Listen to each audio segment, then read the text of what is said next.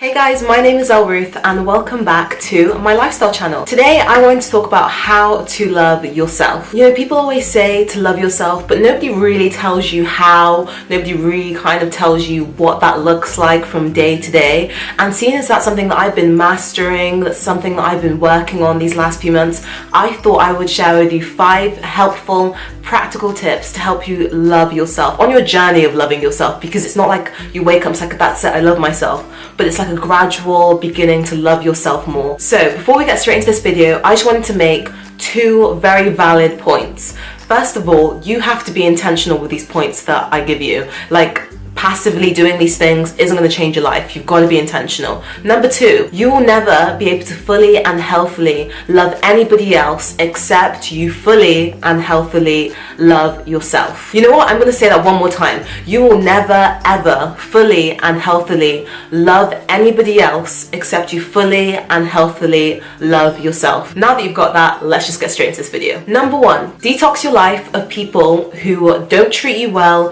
who don't encourage you to love yourself more, and who make you feel worse about yourself. Not out of a way of you're comparing yourself to them and making yourself feel worse, but out of a way that this person is going out of their way to make you feel bad. Let me help you do this. Think of somebody who you care about and are almost really protective about. So the person I like to think of is my little sister. Once you've got that person, ask yourself these things. Would you want that person to have the same type of friends you have?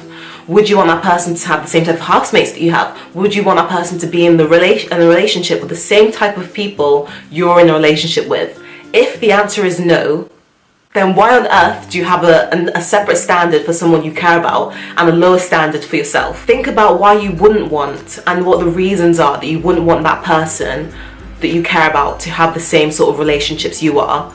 And then work that out, because that's messed up. I should be able to look at my life and have such amazing friends, such an amazing housemate, and amazing relationships around me that I'm just like, you know what, I would love anybody that I care about to have the same sort of relationships I have, because they're amazing. Number 2, use the word no more. It's not about always saying no to all the big things. It's all about those daily no's. If you don't feel like going out with your friends, just say no. Like, if you don't feel like doing something, just say no. It's not about being selfish. Like, don't turn into this selfish person. But it's all about looking after yourself. It's about saying, is this really healthy for me? Is it best for me to keep saying yes to things that I actually don't want to be saying yes to? Stop forcing yourself to do things you don't want to do. I'm not about saying drop out of school or anything, but those day-to-day things that you actually don't enjoy, saying no to stuff that you don't enjoy is actually learning to love yourself better. Number 3, stop people pleasing.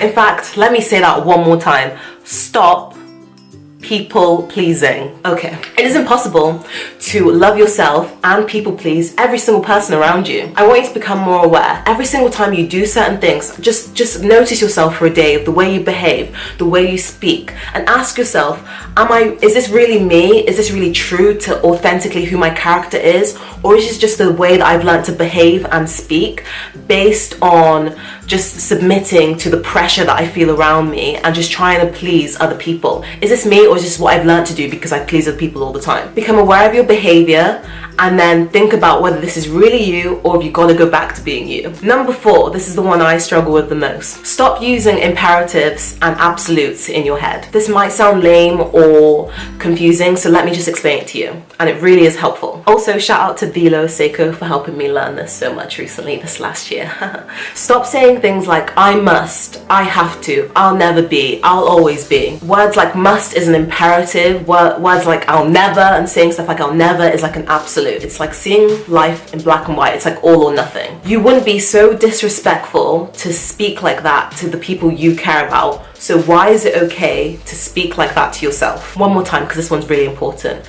You wouldn't be so disrespectful to speak to people that you care about using imperatives and absolute. So why on earth do you think it's acceptable to sit there and speak like that to yourself? Let me just go back to what I said in the beginning. You will never be able to love anybody well until you learn how to love yourself well. And if you don't love yourself, then chances are in situations you are that person that brings people down because you're so insecure in yourself and because you're so used to bringing yourself down. You're the person who can't accept or gets upset when somebody says no to you because you never say no. You're the person who expects people to please you you because you are always people pleasing. Or you're the person who is always using imperatives, telling people what they must and mustn't do, seeing their life through an all or nothing lens, because you are just as critical to yourself. And I'll admit, I'll put my hands up that at times I'm that person. And you know, the thing that helps me get back to loving me and the thing that helps me get back to loving people well is this final point. So number 5, what helps me love me is knowing that the creator of the universe loves me. And if the one who made me loves me,